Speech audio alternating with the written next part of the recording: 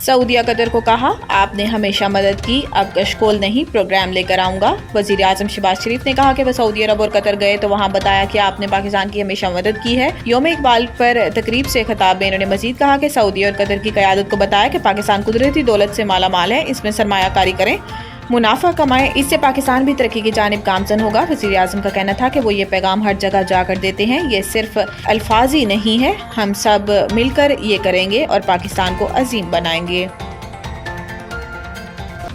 Quetta railway station पर खुदकुश धमाका, 24 अफराद जाँ बहक, 40 जख्मी। क्वेटा में रेलवे स्टेशन के प्लेटफॉर्म पर खुदकुश धमाके में खातून समेत 24 अफराद जाँ बहक और 40 जख्मी हुए। रेलवे हुक्काम के मुताबिक जाफर एक्सप्रेस ने 9 बजे पेशावर के लिए रवाना होना था। ट्रेन अभी तक प्लेटफॉर्म पर ही नहीं लगी थी कि धमाका हो गया। धमाका रेलवे स्टेशन पर टिकट घर के करीब हुआ। कमिश्नर क्वेटा मोहम्मद हमजा शफकात ने तस्दीक की है कि रेलवे स्टेशन पर धमाका खुदकुश था।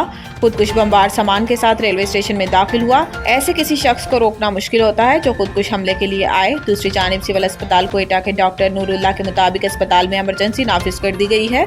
तिब्बी इमदाद के लिए इजाफी डॉक्टर्स और अमला तलब कर लिया गया है।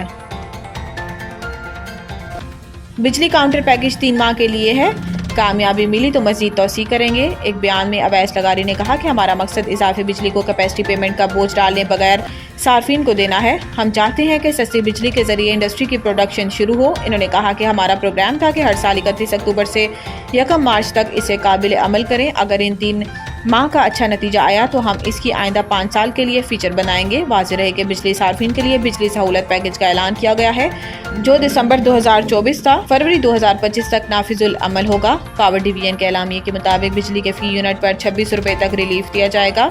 गुज़िश्ता साल के मुकाबले में इजाफी बिजली के इस्तेमाल पर रिलीफ मिलेगा। हम IMF से मुआहिदा कर लेते हैं लेकिन शराइत पर अमल नहीं करते। इस्लामाबाद लिटरेचर फेस्टिवल से खिताब में मोहम्मद औरंगजेब का कहना था कि हुकूमत का काम सिर्फ पॉलिसी देना है, कारोबार चलाना सिर्फ निजी शोबे का काम है। मुल्क एहतियात से नहीं चलते, टैक्सों पर चलते हैं और हर किसी को टैक्स देना होगा। इन्होंने कहा कि हुकूमती मलकियती इदारों को कई साल पहले निष्कारी हो जाना चाहिए था। FBR को मुकम्मल तौर पर डिजिटलाइज किया जाएगा। कारोबारी तबके को जरा हौसला करना चाहिए। हम FBR में मुकम्मल इस्लाहात पर काम कर रहे हैं। इनका कहना था कि मुल्क में महंगाई में कमी के लिए सूबों को इक़दामात करना होंगे। हमने मुआशी इस्लाहात को जारी रखना है। पाकिस्तान की आबादी 2.5% से बढ़ रही है और आबादी का बम फट चुका है। गुर्बत, स्प्लिटेड बर्थ रेट और स्कूलों से बाहर बच्चों की तादाद में इजाफा पर तवज्जो की ज़रूरत है।